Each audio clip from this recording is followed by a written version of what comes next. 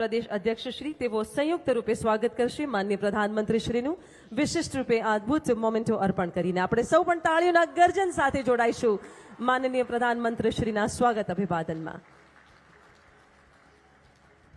ધન્યવાદ। અને હવે મંત્રીગણ, સાંસદશ્રીઓ અને ધારાસભ્યશ્રીઓ સામૂહિક રીતે સ્વાગત કરશે, જેમાં શ્રી ઋષિકેશભાઈ પટેલ, શ્રી પ્રદીપભાઈ પરમાર, શ્રી જગદીશભાઈ વિશ્વકર્મા, શ્રીમતી નિમિષાબેન સુથાર, श्री नरहरी अमीन, एमपी श्री किरीटभाई सोलंकी, श्री हसमुखभाई पटेल, श्री कौशिकभाई पटेल, श्री प्रदीप सिंह जाडेजा, श्री राकेशभाई शाह, श्री वल्लभभाई काकड़िया, किशोरभाई चौहान, सुरेशभाई पटेल, अरविंदभाई पटेल, जगदीशभाई पटेल, बलरामभाई तलवारी तथा बाबूभाई पटेल। विशिष्ट रूपे स्वागत अभिवादन मंत्रीगण, सांसदश्रीओ, धारासभ्यश्रीओ द्वारा। અને હવે ऐतिहासिक शहर अमदावादના મેયર શ્રી તથા અમદાવાદ મ્યુનિસિપલ કોર્પોરેશનની ટીમ સ્વાગત કરશે માનનીય પ્રધાનમંત્રી શ્રીનું, જેમાં મેયર કિરીટભાઈ પરમાર, ગીતાબેન પટેલ, હિતેશભાઈ બારોટ, ભાસ્કરભાઈ ભટ્ટ તથા અરુણસિંહ રાજપૂત। ખૂબ ખૂબ સ્વાગત અને અભિવાદન। સર્વજન હિતાય સર્વજન સુખાયના સિદ્ધાંતો સાથે ગુજરાતના છેવાડાના માનવીના દરેક પ્રશ્નોની ચિંતા કરી સર્વે માટે સર્વાધિક એવા આપણા લોકલાડીલા માનનીય મુખ્યમંત્રી શ્રી ભૂપેન્દ્રભાઈ પટેલને તાળીઓના ગર્જન સાથે આમંત્રિત કરીએ તેઓના ઉદ્બોધન માટે।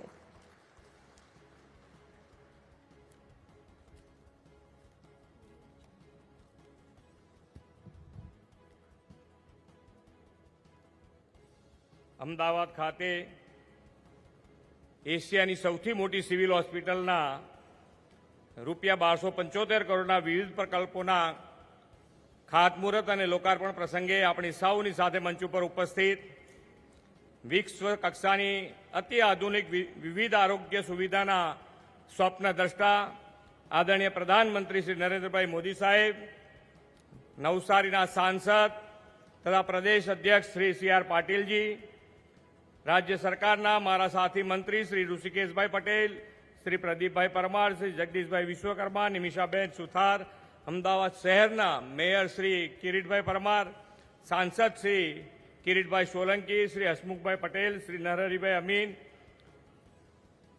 पूर्व मंत्री तथा धारासभ्य श्री प्रदीप सिंह जाडेजा, श्री कौशिकभाई पटेल, श्री वल्लभभाई काकड़िया, सौ साथी धारासभ्यश्रीओ, मंचस्थ सौ महानुभाव, आप सौनु आ प्रसंगे मेट्रो सिटी में हार्दिक स्वागत करूं छूं।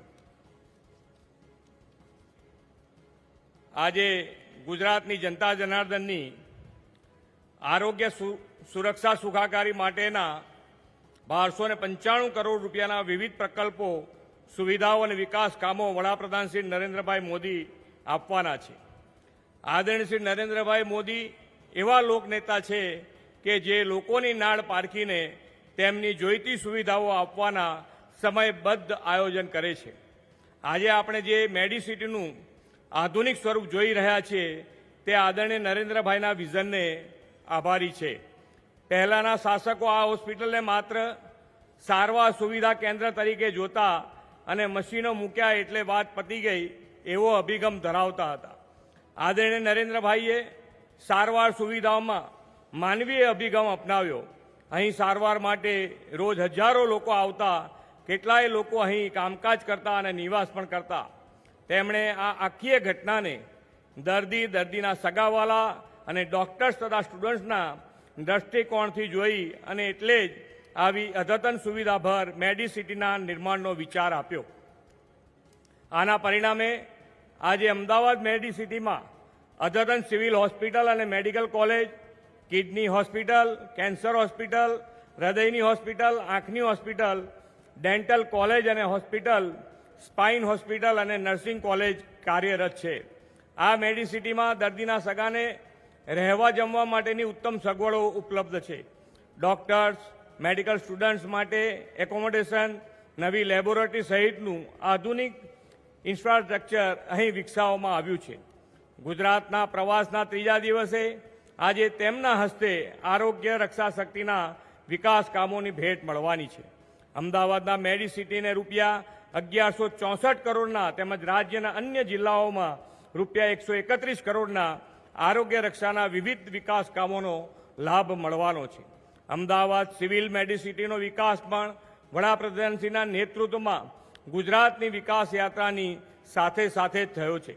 આદરણીય શ્રી નરેન્દ્રભાઈ મોદીએ ગુજરાતના મુખ્યમંત્રીનો કાર્યભાર સંભાળતાની સાથે જ અમદાવાદ સિવિલ હોસ્પિટલ સહિત રાજ્યના આરોગ્ય માળખાને સુદૃઢ કરવા માટેની પહેલ શરૂ કરી દીધી હતી.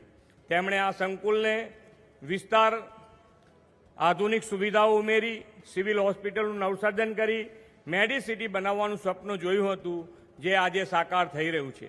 વડાપ્રધાન શ્રી જૂની ઇમારતના સ્થાને નવી હાઈટેક ઇમારતો બનાવડાવી આ કેમ્પસનો વિકાસ કરાવ્યો છે. મંજુશ્રી મિલ કેમ્પસ, મેન્ટલ હોસ્પિટલ કમ્પાઉન્ડ અને ઘોડાસર કેમ્પસનો 110 એકર વિસ્તાર ભેળવી એક વિશાળ મેડિસિટી વિકસાવવામાં આવ્યું છે. અસારવાનું આ મેડિસિટી ગુજરાતની જનતા આરોગ્ય સેવા મેળવવાનું ઓલ ઇન વન સેન્ટર બન્યું છે.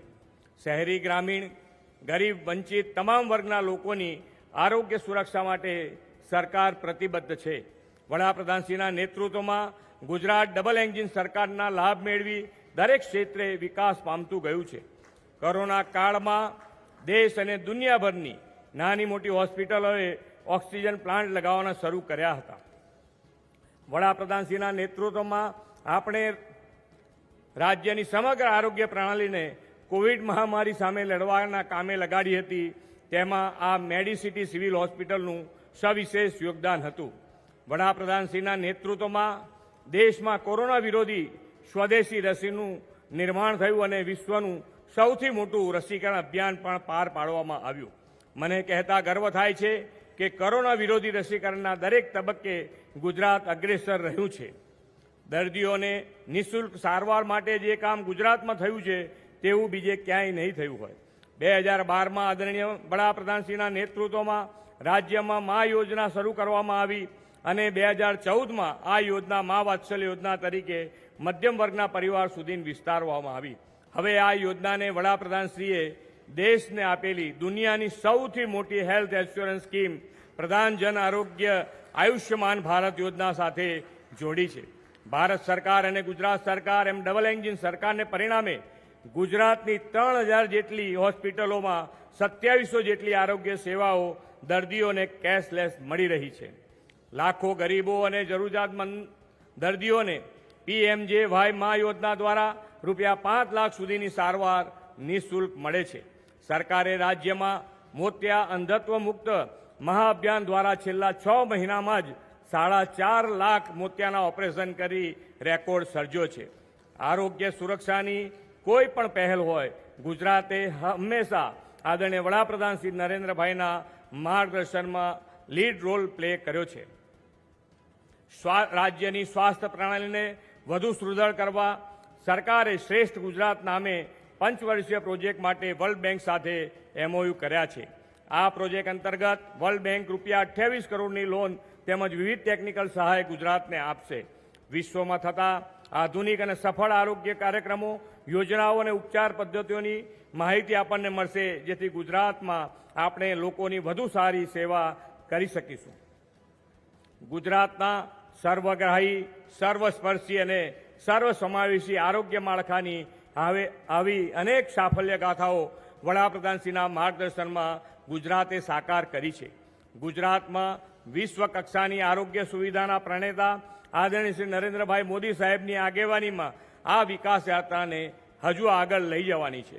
સૌ નિરામય રહે તેવા ભાવ સાથે ગુજરાતની 6.5 કરોડ જનતાની આરોગ્ય સુરક્ષા માટે આજે નવતર વિકાસ ભેટ આપવા માટે વડાપ્રધાનશ્રીનો હૃદયપૂર્વક આભાર માની વિરમું છું. ભારત માતા કી જય. વંદે માતરમ. જય જય ગરવી ગુજરાત. खूब खूब खूब आभार माननीय मुख्यमंत्री श्री आपनो. सिद्धि, समृद्धि और संपत्ति से भी बढ़कर महत्वपूर्ण जो है वो है स्वास्थ्य.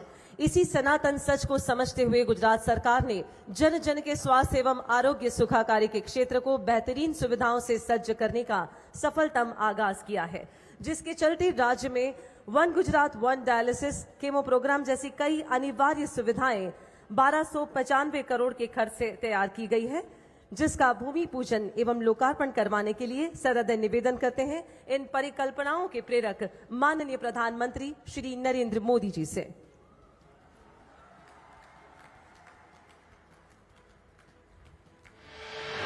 વિશ્વ કક્ષાની અત્યાધુનિક વિવિધ આરોગ્ય સુવિધાઓના સ્વપ્નદ્રષ્ટા માનનીય વડાપ્રધાન શ્રી નરેન્દ્રભાઈ મોદી દ્વારા એશિયાની સૌથી મોટી સિવિલ હોસ્પિટલ અમદાવાદ ખાતે ₹1,275 કરોડના ખર્ચે વિવિધ પ્રકલ્પોના લોકાર્પણ અને ખાતમુહૂર્તનો કાર્યક્રમ આજ રોજ સંપન્ન થવા જઈ રહ્યો છે।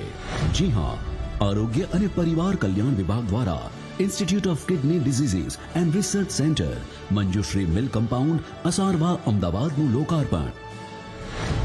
Hospital building phase 1C Gujarat cancer and research institute civil hospital campus Asarwa અમદાવાદનું લોકાર્પણ।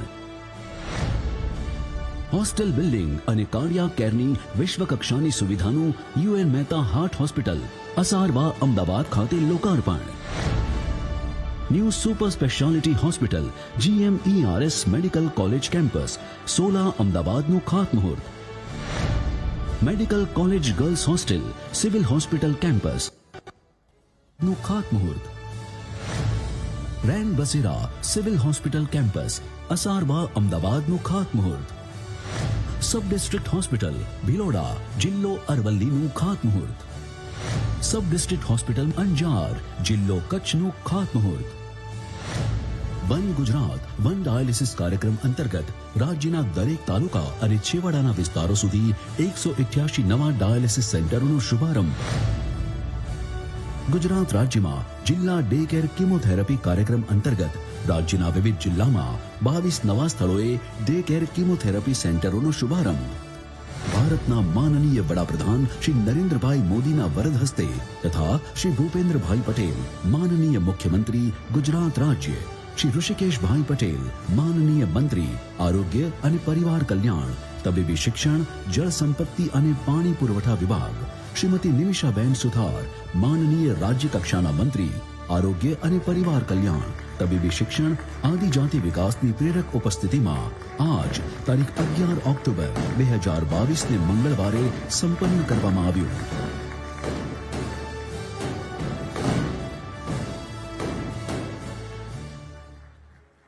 सर्वे भवन्तु सुखिनः, सर्वे सन्तु निरामया, सर्वे भद्राणि पश्यन्तु, मां कश्चिद दुख भाग भवेत्। अर्थात सौ सुखी रहे, सौ स्वस्थ रहे, સૌનું ભલું થાવ, કોઈને પણ દુઃખ ના રહે। આ જ વિઝન સાથે ગુજરાતના તત્કાલીન મુખ્યમંત્રી અને આપણા વડાપ્રધાન શ્રી નરેન્દ્રભાઈ મોદીએ એક સપનું જોયું। વૈશ્વિક કક્ષાની આરોગ્ય સુવિધાઓથી સજ્જ હેલ્થ કેર પરિસરનું। એમના વિઝનને સાકાર કરવા રાજ્ય સરકારે સિવિલ હોસ્પિટલ પરિસરમાં અનેકવિધ આરોગ્ય માટેના પ્રકલ્પોનું આયોજન કર્યું અને શરૂ થઈ અમદાવાદના અસારવામાં આવેલી સિવિલ હોસ્પિટલ પરિસરથી અત્યાધુનિક મેડિસિટી બનવાની સફર।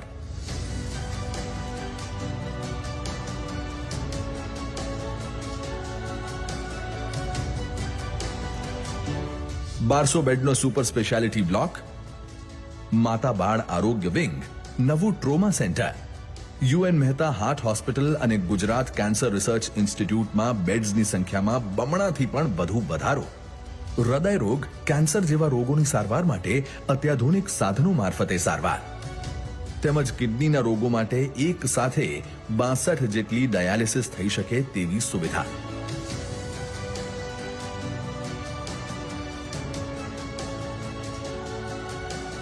દરરોજ ઓપીડીમાં 8000 થી વધારે લોકોની સારવાર અને રોજની 350 થી પણ વધારે સર્જરી થાય છે।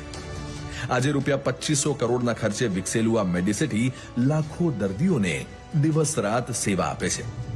વિકાસ કરવો છે તો શિક્ષણ, કૌશલ, આરોગ્ય એના વિના બધું અધૂરું છે। ગુજરાતના દરેક જિલ્લામાં આધુનિક સ્વાસ્થ્ય સુવિધાઓ આ ડબલ એન્જિનની સરકાર આવનારા દિવસોમાં જેટલો વધારે પ્રસારો થાય કરવા માંગે છે। અને સૌના સાથ, સૌના વિકાસના સંકલ્પ સાથે કામ કરતા મુખ્યમંત્રી શ્રી ભૂપેન્દ્રભાઈ પટેલના નેતૃત્વમાં આરોગ્ય સેવાઓમાં હવે મેડિસિટી આંબશે નવી ઊંચાઈઓ। જ્યાં હશે 850 બેડ સાથેની ભારતની સૌથી મોટી અને વિશ્વની ટોચની કિડની હોસ્પિટલ, જ્યાં હશે 22 હાઈટેક ઓપરેશન થિયેટર, કિડની અને લિવર ટ્રાન્સપ્લાન્ટ માટે અત્યાધુનિક સુવિધા, જો કે હવે તો વન ગુજરાત વન ડાયાલિસિસના સપનાને સાકાર કરવા ગુજરાત ડાયાલિસિસ પ્રોગ્રામ અંતર્ગત દરેક તાલુકામાં હશે ડાયાલિસિસ સેન્ટર, જે ટેલી કન્સલ્ટિંગથી જોડાયેલા હશે કિડની હોસ્પિટલ સાથે અને 300 બેડ સાથે તૈયાર હશે ગુજરાત કેન્સર હોસ્પિટલનું નવું બિલ્ડિંગ. એ પણ રેડિયોથેરાપીને લગતા અદ્યતન અને હાઈટેક મશીનોથી સજ્જ, જ્યાં ભવિષ્યમાં હશે કેન્સર માટેનું પ્રોટોન થેરેપી મશીન પણ. સાથે જ દરેક જિલ્લામાં ડે કેર કીમોથેરાપી સેન્ટર, ટેલિકન્સલ્ટિંગથી મળશે કેન્સર હોસ્પિટલના તજજ્ઞ ડોક્ટરોનું માર્ગદર્શન. સાથે જ યુએન મહેતા હાર્ટ હોસ્પિટલમાં હૃદય રોગોની સારવાર માટે સ્ટેટ ઓફ ધી આર્ટ સુવિધાઓ પણ વધશે અને વધશે સુપર સ્પેશિયાલિટીના રેઝિડેન્સ ડોક્ટરો માટે હોસ્ટેલની સુવિધા પણ, જેનું આજરોજ માનનીય વડાપ્રધાન શ્રી નરેન્દ્રભાઈ મોદી દ્વારા લોકાર્પણ કરવામાં આવશે. સાથે જ સોલા સિવિલ હોસ્પિટલ ખાતે 650 બેડની સુપર સ્પેશિયાલિટી હોસ્પિટલ અને બીજે મેડિકલ કોલેજ ખાતે ગર્લ્સ હોસ્ટેલનું ખાતમુહૂર્ત.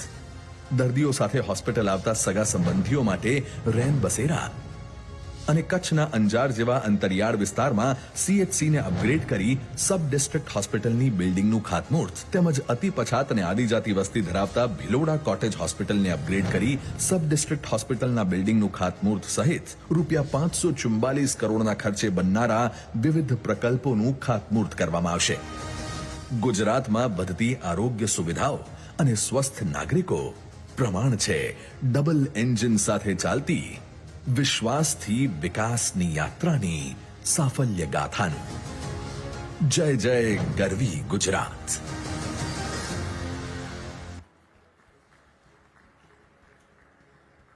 આજે લોકાર્પિત થયેલ કરોડોની આરોગ્ય સેવાઓમાં મુખ્યત્વે અત્યંત જનહિતાવહ અને આશીર્વાદ સમાન છે. ક્રોનિક કિડની ડિસીઝથી પીડાતા દર્દીઓની એકમાત્ર આશા સમાન ડાયાલિસિસ ટ્રીટમેન્ટ, જેના માટે દર્દીઓને દૂર સુદૂર મોટી હોસ્પિટલ્સમાં આવવું પડતું, આવવા જવાનો તથા ટ્રીટમેન્ટનો ખૂબ જ મોટો ખર્ચ પણ થતો, જે હવે one Gujarat one dialysis programme હેઠળ 270 જેટલા કેન્દ્રો તાલુકા કક્ષાએ શરૂ કરવામાં આવ્યા છે. આપ જોઈ શકો છો સામેની એલઈડી સ્ક્રીન પર 33 જેટલા કેન્દ્રોનું આ જીવંત પ્રસારણ અહીંયાથી. તાલુકા કક્ષાએ શરૂ કરાયેલ ડાયાલિસિસ કેન્દ્રો તથા કેન્સરના દર્દીઓ માટે અનિવાર્ય એવા કેમોથેરાપી ટ્રીટમેન્ટ માટે કેમોથેરાપી પ્રોગ્રામ જિલ્લા કક્ષાએ શરૂ કરાયા છે. જે દર્દીઓને આ સેવા મળી છે તેવા દર્દીઓ સાથે માનનીય પ્રધાનમંત્રી શ્રી ડિજિટલી સીધો સંવાદ કરશે. માનનીય, જેમાં સર્વપ્રથમ છે મોરવા હડફના ભીમસિંહભાઈ બારિયા, જેઓએ ડાયાલિસિસ કરાવ્યું છે અને પંચમહાલના તેઓ વતની છે. ભીમસિંહભાઈ. ભીમસિંહભાઈ નમસ્તે. નમસ્કાર સાહેબ. ભીમસિંહભાઈ ક્યારથી મુસીબતમાં ફસાણા? સર 1 વર્ષથી ફસાયો છું. 1 વર્ષ થઈ ગયો. આ 1 વર્ષ. મૂળ ક્યાંના છો ભીમસિંહભાઈ? મોરવા હડપ ગામનો જ વતની છું. અને સર. પહેલા ડાયાલિસિસ માટે ક્યાં જતા હતા? ત્યાં પહેલા ગોધરા જતો હતો સર. ક્યાં જતા હતા? ગોધરા. ગોધરા જતા હતા. ગોધરા અહીંયા મોરવાથી 35 કિલોમીટર આગળ દૂર છે સર. હા. અને પછી કેટલી તકલીફ પડતી? સવારથી નીકળવું પડતું હતું? સવારથી નીકળીએ જ સર, જાતે એક કોકને ફેમિલીમાંથી લઈ જઈએ ઘરે, એનો ટાઈમ બગડે, મારો ટાઈમ બગડે, આવવા જવાનો ખર્ચ થાય, બધો ખર્ચ થતો હશે સર મને. અને નોકરી ધંધો એ દાડે બંધ કરવો પડતો હશે? બંધ કરી દેવો પડે સર. એમ. અને હવે આના કારણે રાહત થઈ છે? હવે આ ઘર આંગણે છે એટલે રાહત છે સર મને. અને સમય પર થાય છે ડાયાલિસિસ? સમયસર ડાયાલિસિસ થાય છે સર. અચ્છા, જયારે ગોધરામાં નહોતું તો પહેલા ક્યાં જતા હતા? ત્યારે પહેલા બરોડા ગયો હતો સર હું. વડોદરા સુધી? હા, તો બરોડા. એમાં તો તમારા 2 દાડા બગડી જતા હશે. બે દાડા બગડી જાય સર. પણ હવે બરાબર તમને આનો લાભ મળે છે? આ ઘર આંગણે મળે છે સાહેબ. આ નિયમિત કરાવો છો? નિયમિત. આજુબાજુ આપણા આદિવાસી ભાઈઓને ખબર છે આપણી આ વ્યવસ્થા થઈ ગઈ છે આપણા ગામ સુધી? હા છે સર, બધાને જો ખબર છે સર. કોઈ પણ બીમાર માણસ હોય એની જેટલી સેવા કરી એટલી ઓછી. અને એમાં ઓકે, સર. તમારી તો સેવા થાય, પણ તમને જે લાભ મળે છે એ આજુબાજુના લોકોને ખબર પડે, જેથી કરીને એમને તકલીફ ન પડે. એમાં પણ તમારે મદદ કરવી જોઈએ. કરશો ને? Okay sir, okay. ભીમસિંહભાઈ, વાહ, અંગ્રેજીમાં બોલો જ તમે તો. અંગ્રેજી તો સાહેબ કરો છો શું ભીમસિંહભાઈ? હું ખેતી જ કરું છું સર. ખેતી કરો છો? તો આ પેલી પ્રાકૃતિક ખેતીનું ચાલે છે, એમાં કઈ રસ લો છો? હા, લીએ છે ને સર. એમ. ચાલો, પરમાત્મા તમને ખૂબ જલ્દી સાજા કરે અને આ મુસીબતમાંથી બહાર આવો. પણ આમાં કોઈ વાર આળસ ના કરતા હો, જે ડોક્ટરે કહ્યું ને એ પ્રમાણે નિયમિત કરાવવાનું. Okay sir okay. આવજો વેલા. હા આભાર સર. નમસ્તે. નમસ્તે નમસ્તે. માનનીય હવે કેન્સરના એક દર્દી છે જે છે જુનાગઢથી મુકેશ કુમારસિંહ સંઘવી, જેઓ જુનાગઢમાં કીમોથેરાપીની સારવાર લીધી છે. મુકેશ કુમાર. હલો, નમસ્તે બેલા. નમસ્તે. હા, ક્યાંથી બોલો છો? જુનાગઢ. જુનાગઢ. શું નામ? મુકેશ છોટાલાલ સંઘવી. મુકેશભાઈ, શું તકલીફ થઈ છે? કેન્સરની તકલીફ થયેલ છે. ક્યાંનું છે કેન્સર? જઠ્ઠર. ઓ, કેટલા સમય થયો ડિટેક્ટ થયા? 1 વર્ષ થયા. 1 વર્ષ થયું. પણ ત્યાં બરાબર હવે રેડિયેશન વગેરે કામ બરાબર થાય છે? 28 પહેલા શું કરતા હતા? ક્યાં જતા હતા? પેલા રાજકોટ ગયા. એમ. તમારી સાથે ડોક્ટર પણ બેઠા લાગે છે. હાજી. જરા ડોક્ટર કહો તો શું છે, સુવિધા કેવી છે, કેવી વ્યવસ્થા છે? સર એમને પહેલા 100 કિલોમીટર દૂર રાજકોટ સુધી જવું પડતું, બહુ તકલીફ પડતી હતી.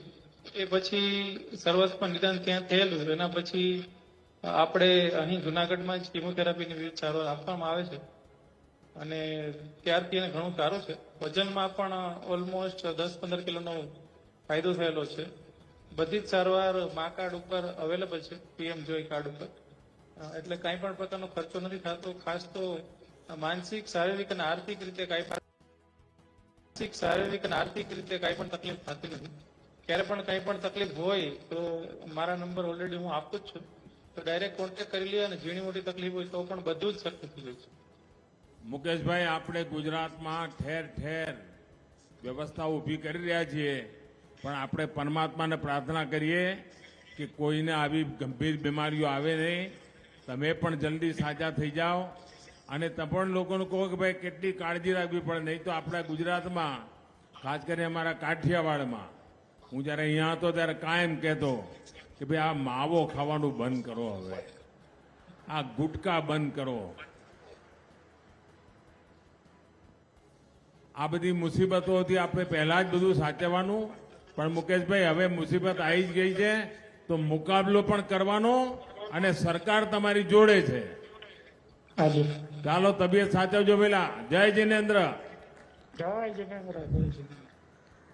જી માનનીય અન્ય પેશન્ટ અને દર્દી છે ડાયાલિસિસના, જે છે વઘાઈથી મનોજભાઈ ચૌધરી. સામૂહિક આરોગ્ય કેન્દ્ર વઘાઈમાં તેઓ ડાયાલિસિસની ટ્રીટમેન્ટ લઈ રહ્યા છે. શ્રી મનોજભાઈ ચૌધરી. મનોજભાઈ, નમસ્તે. નમસ્તે સર. મનોજભાઈ, શું તમારું તો શરીર સાવ પડી ગયું જ લાગે. કેટલા દિવસથી આ તકલીફ આવી છે? 3.5 મહિના થયા સર. ઓહો, પણ ખબર ક્યારે પડી? તે પહેલા જ ખબર પડેલી. અત્યારે શું કરો છો મનોજભાઈ? મેં ગ્રાફિક્સનું કામ કરું છું. અચ્છા. અને હવે ત્યાં પહેલા શરૂઆતથી ત્યાં સારવાર મળી જાય છે આપણા કેન્દ્ર પર, કે પહેલા બહાર જવું પડતું હતું? ના, પહેલા આહવા કરાવતો હતો. પહેલા આવવા જવું પડતું હતું. હા, આહવા. અને હવે બધી વ્યવસ્થા આપણે ત્યાં મળી ગઈ છે. હા, મળી ગઈ છે. તો પહેલા તો આખા કુટુંબને તકલીફ પડતી હશે, સવારથી બધું જવાનું ને આવવા જવાનું, પછી નંબર ક્યારે લાગે ને પછી રાત્રે મોડા આવો ને બધી બહુ તકલીફ પડી હશે પેલા. હા. તમારા હાથે પણ કઈ પાટો બાંધેલો છે? હા, ફિસ્યુલાનું ઓપરેશન કરેલું છે. અરે પાછી બીજી મુસીબત આવી ગઈ. હા. જુઓ ભાઈ, આપણે તો જેટલું શરીર સાચવતા કોરોનામાંથી બધું દુનિયા માંડ કરીને હજુ બહાર આવી રહી છે. અને નવું કંઈ આવે નહીં એની કાળજી રાખવી પડે ને. થોડી આપણે આરોગ્યના લગતા જેટલા બાબતો હોય ને, ડોક્ટરો કે એ બધું જરા સાચવવું. બાળકો શું કરે છે પેલા? ના, મારા લગ્ન નથી થયા સર. પણ શું કરે છે? અચ્છા, તમે પરણ્યા જ નથી? હા, નથી. એમ તો પણ છે ને, એટલે આવું બધું શું કરવા આટલું બધું કષ્ટ ઉઠાવ્યું પેલા? તો સેવા કોણ કરે છે પેલા? મારી માં છે. અચ્છા, બાની સેવા લો છો. પણ બાની સેવા આપણે કરવાની જોઈએ ને, જલ્દી હાજા થઈ જાઓ પેલા. હા. અને બાને મારા પ્રણામ કહેજો કે તમારી આટલી બધી સેવા કરે છે. તમે ભાગ્યશાળી છો કે તમને આવી માં મળી છે કે જે આટલી બધી કાળજી લે છે આપની. ચાલો મનોજભાઈ, તબિયત સાચવજો પેલા. हाँ सर આવજો. धन्यवाद નમસ્તે. नमस्ते सर. ધન્યવાદ, ખૂબ ખૂબ આભાર માનનીય આપનો. जन की संवेदना, सराहना, सेवा भाव, समर्पण एवं सारा जीवन है केवल ही केवल राष्ट्र को समर्पित, जिनके अमूल्य संकल्पनाओं से सवरे हैं राज्य एवं राष्ट्र के करोड़ों लोगों के जीवन। वे हैं इस गुर्जर धरा के सच्चे सपूत, भारत माता के सच्चे सेवक, हमारे यशस्वी प्रधानमंत्री माननीय नरेंद्र मोदी जी। आइए तालियों के गर्जन के साथ उन्हें आमंत्रित करते हैं उनके शुभाशीष के लिए।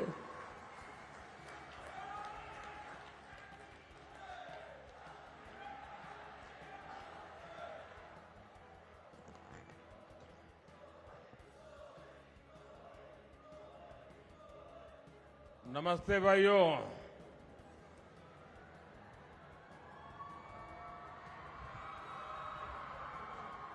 આપણું તો સિવિલ હોસ્પિટલ એક જાણે નાનકડું ગામ હોય એવું છે.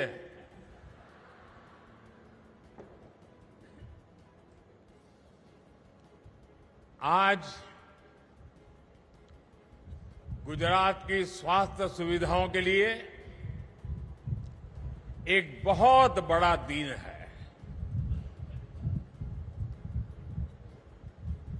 मैं भूपेंद्र भाई को,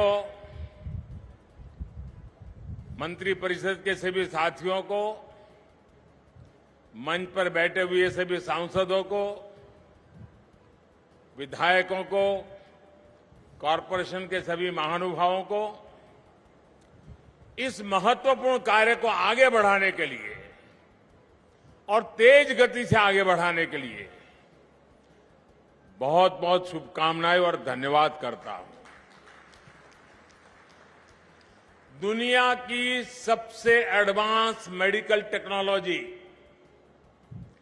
बेहतर से बेहतर सुविधाएं और मेडिकल इंफ्रास्ट्रक्चर अब अपने अहमदाबाद और गुजरात में और ज्यादा उपलब्ध होंगे और इस समाज के सामान्य मानवी को उपयोग होंगे.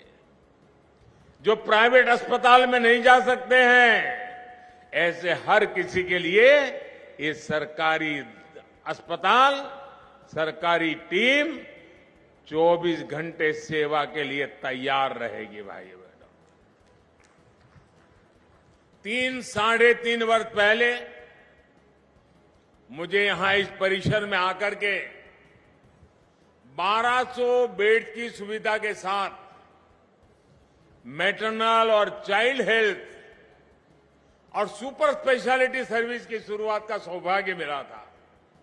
आज इतने कम समय में ही मेडिसिटी कैंपस भी इतने भव्य स्वरूप में हमारे सामने तैयार हो चुका है.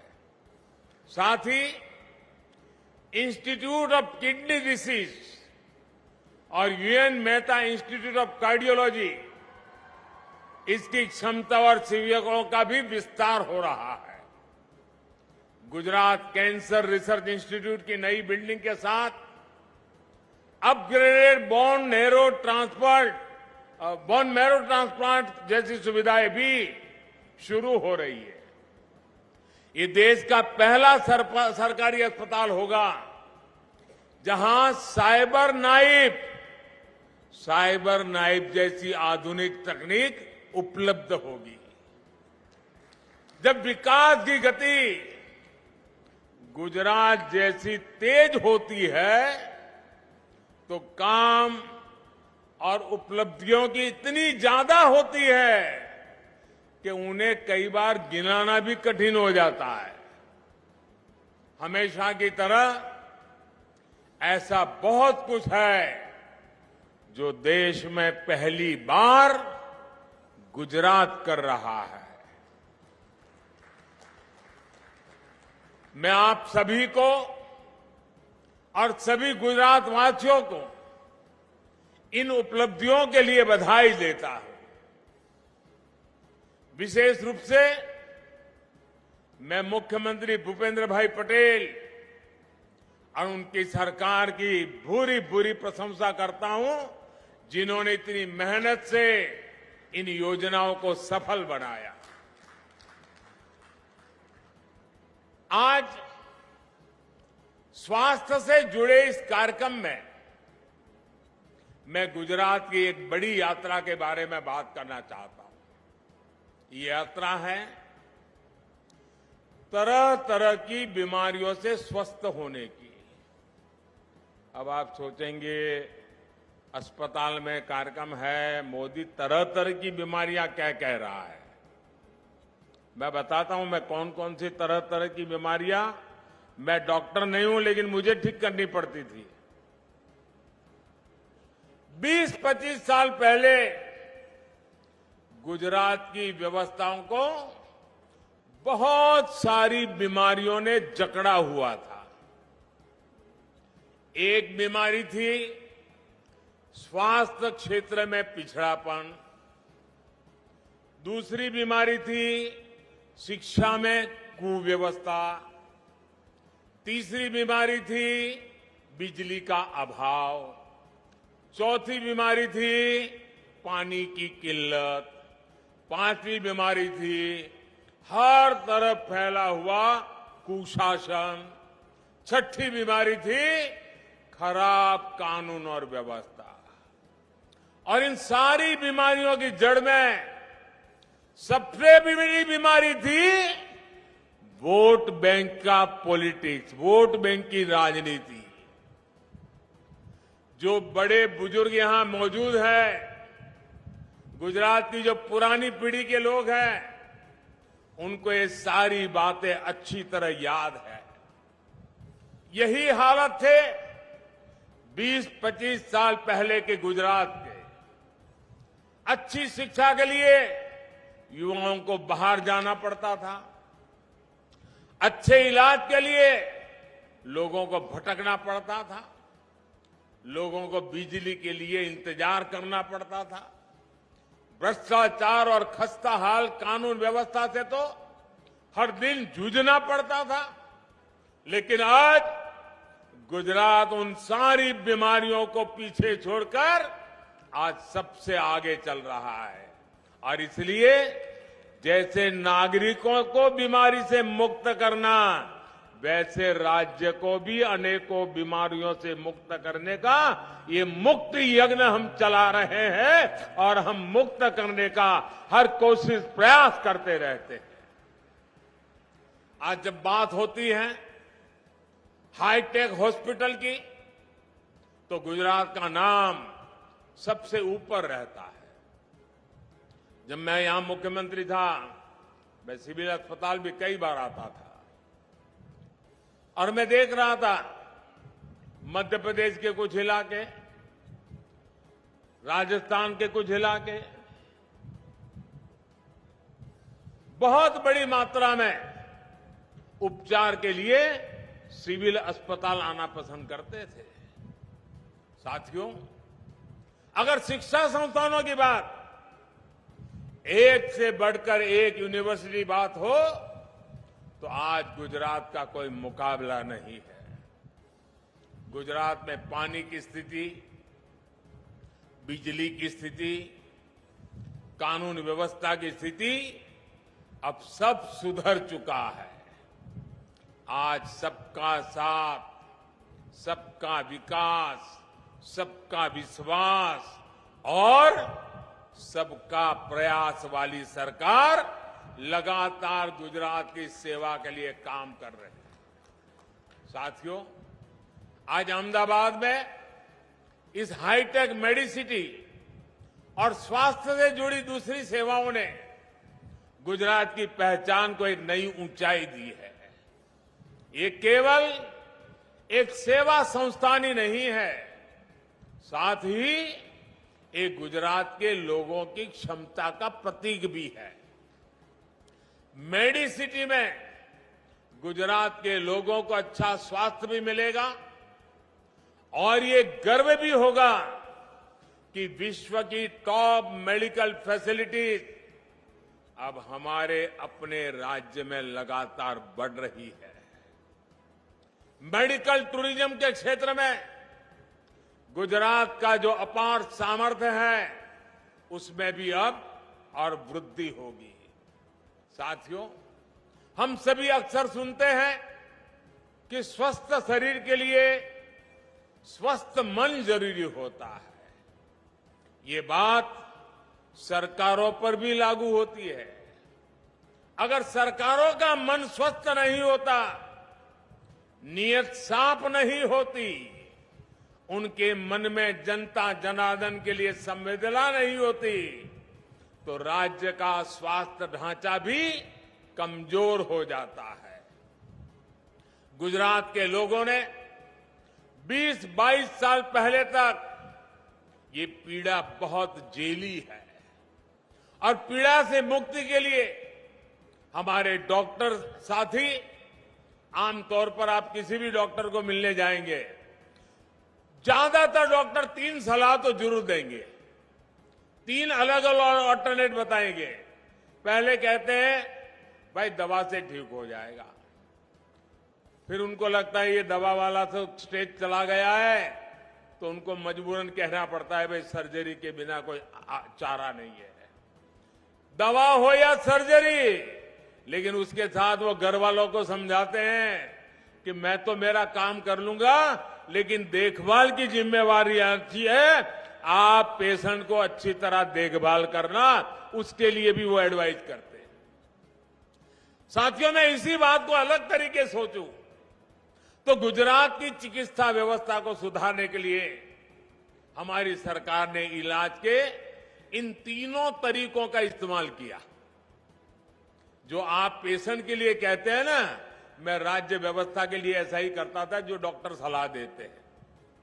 सर्जरी यानी पुरानी सरकारी व्यवस्था में हिम्मत के साथ पूरी ताकत से बदलाव, निष्क्रियता, लचरपंथी और भ्रष्टाचार पर कैची, ये मेरी सर्जरी रही है। दूसरा, दवाई यानी नई व्यवस्था को खड़ा करने के लिए नित्य नूतन प्रयास, नई व्यवस्थाएं भी विकसित करना, ह्यूमन रिसोर्स विकसित करना, इंफ्रास्ट्रक्चर विकसित करना, रिसर्च करना, इनोवेशन करना, नए अस्पताल बनाना, अनेक ऐसे काम। और तीसरी बात, देखभाल या केयर, ये गुजरात के हेल्थ सेक्टर को ठीक करने का सबसे महत्वपूर्ण हिस्सा है। हमने केयर यानी संवेदनशीलता के साथ काम किया। हम लोगों के बीच गए, उनकी तकलीफ को साझा किया, और इतना ही नहीं, मैं आज बड़ी नम्रता के साथ कहना चाहता हूं, गुजरात इस देश में पहला राज्य था, वो सिर्फ इंसान की नहीं, पशुओं के लिए भी हेल्थ कैंप लगाते थे। और जब मैं दुनिया को कहता था कि मेरे यहां पशु की डेंटल ट्रीटमेंट होती है, पशु की आई ट्रीटमेंट होती है, तो बाहर के लोगों को अजूबा लगता था। भाइयों बहनों, हमने जो प्रयास किए वो लोगों को साथ जोड़कर जन भागीदारी के लिए। और जब कोरोना का संकट था तो G20 समिट में मैं बोल रहा था, तब मैंने बड़े आग्रह से कहा था, दुनिया की इतनी भयानक स्थिति को देखते हुए मैंने कहा था, जब तक हम वन अर्थ वन हेल्थ इस मिशन को लेकर के काम नहीं करेंगे, तो गरीब हो, पीड़ित है, उसकी कोई मदद नहीं करेगा। और दुनिया में हमने देखा है, कुछ देश ऐसे हैं जहां 4-4, 5-5 वैक्सीन के डोज हो गए कोरोना में, और दूसरी तरफ कुछ देश ऐसे हैं जहां गरीब को एक भी वैक्सीन नसीब नहीं हुआ। तब मुझे दर्द होता था दोस्तों, तब भारत को वो ताकत लेकर के निकले, हमने दुनिया में वैक्सीन पहुंचाने का प्रयास किया, ताकि दुनिया में कोई मरना नहीं चाहिए भाइयों। और हम सबने देखा है कि जब व्यवस्था स्वस्थ होने लगी तो गुजरात का स्वास्थ्य क्षेत्र भी स्वस्थ हो गया। लोग देश में गुजरात की मिसाल देने लगे। साथियों, प्रयास जब पूरे मन से होलिस्टिक अप्रोच के साथ किए जाते हैं तो उनके परिणाम भी उतने ही बहुआयामी होते हैं। यही गुजरात की सफलता का मंत्र है। आज गुजरात में अस्पताल भी है, डॉक्टर्स भी हैं और युवाओं के लिए डॉक्टर बनने का सपना पूरा करने का अवसर भी है। 20-22 साल पहले हमारे इतने बड़े राज्य में केवल 9 मेडिकल कॉलेज हुआ करती थी, केवल 9 मेडिकल कॉलेज। जब मेडिकल कॉलेज कम थे तो सस्ते और अच्छे इलाज की गुंजाइश भी कम थी, लेकिन आज यहां 36 मेडिकल कॉलेज अपनी सेवाएं दे रहे हैं। 20 साल पहले गुजरात के सरकारी अस्पतालों में 15,000 करीब बेड थे। अब यहां के सरकारी अस्पतालों में बेड की संख्या 60,000 हो चुकी है। पहले गुजरात में अंडर ग्रेजुएट और पोस्ट ग्रेजुएट मेडिकल की कुल सीटें 2,200 हुआ करती थी। अब गुजरात में 8,500 बैठकें मेडिकल सीट हमारे युवा युवतियों के लिए उपलब्ध है। इनमें पढ़कर निकले डॉक्टर्स गुजरात के कोने कोने में स्वास्थ्य सेवाओं को मजबूती दे रहे हैं। आज हमारी सब सेंटर्स, सीएचसी, पीएचसी और वेलनेस सेंटर का एक बड़ा नेटवर्क भी पूरी तरह गुजरात में तैयार हो चुका है। और साथियों, मैं आपको बताना चाहता हूं कि गुजरात ने जो सिखाया वो दिल्ली जाने के बाद मेरे काम बहुत आया। स्वास्थ्य के इसी विजन को लेकर हमने केंद्र में भी काम शुरू किया। इन 8 वर्षों में हमने देश के लगभग अलग अलग हिस्सों में 22 नए एम्स दिए हैं। इसका लाभ भी गुजरात को हुआ है। राजकोट में गुजरात का अपना पहला एम्स मिला है। गुजरात में जिस तरह हेल्थ सेक्टर में काम हो रहा है वो दिन दूर नहीं जब Gujarat medical research, pharma research, biotech research में पूरी दुनिया में अपना परचम फहराएगा। डबल इंजन की सरकार का बहुत बड़ा फोकस इस पर है। साथियों, जब संसाधनों के साथ संवेदनाएं जुड़ जाती है तो संसाधन सेवा का उत्तम माध्यम बन जाते हैं। लेकिन जहां संवेदना नहीं होती है वहां संसाधन स्वार्थ और भ्रष्टाचार की भेंट चढ़ जाते हैं। इसीलिए मैंने शुरुआत में संवेदनाओं का भी जिक्र किया और कुशासन वाली पूरे व्यवस्था की याद भी दिलाई। अब व्यवस्था बदल चुकी है। इस संवेदनशील और पारदर्शी व्यवस्था का परिणाम है कि अहमदाबाद में मेडिसिटी बना है, कैंसर इंस्टीट्यूट का अधिकरण हुआ है और साथ ही गुजरात के हर जिले में डे केयर कीमोथेरेपी की सुविधा भी शुरू होती है ताकि गांव-गांव से मरीजों को कीमोथेरेपी के लिए भागना न पड़े। अब आप चाहे गुजरात के किसी भी कोने में हो, आपको घर के नजदीक में ही अपने ही जिले में कीमोथेरेपी जैसा अहम इलाज उपलब्ध हो जाएगा। इसी तरह भूपेंद्र भाई की सरकार द्वारा डायलिसिस जैसी जटिल स्वास्थ्य सेवा की तालुका स्तर पर दी जा रही है। गुजरात ने डायलिसिस वैन की सुविधा भी शुरू की है ताकि मरीज को अगर जरूरत है तो उसके घर जाकर भी उसको सेवा दी जा सके। आज यहां 8 फ्लोर के रैन बसेरे का लोकार्पण भी हुआ है और जहां तक डायलिसिस का सवाल है, पूरे हिंदुस्तान में सारी व्यवस्था लचर थी। डायलिसिस वाले के लिए एक निश्चित समय सीमा में डायलिसिस होना जरूरी है। तब जाकर के मैंने दुनिया के बड़े बड़े हेल्थ सेक्टर में काम करने वालों से बात की।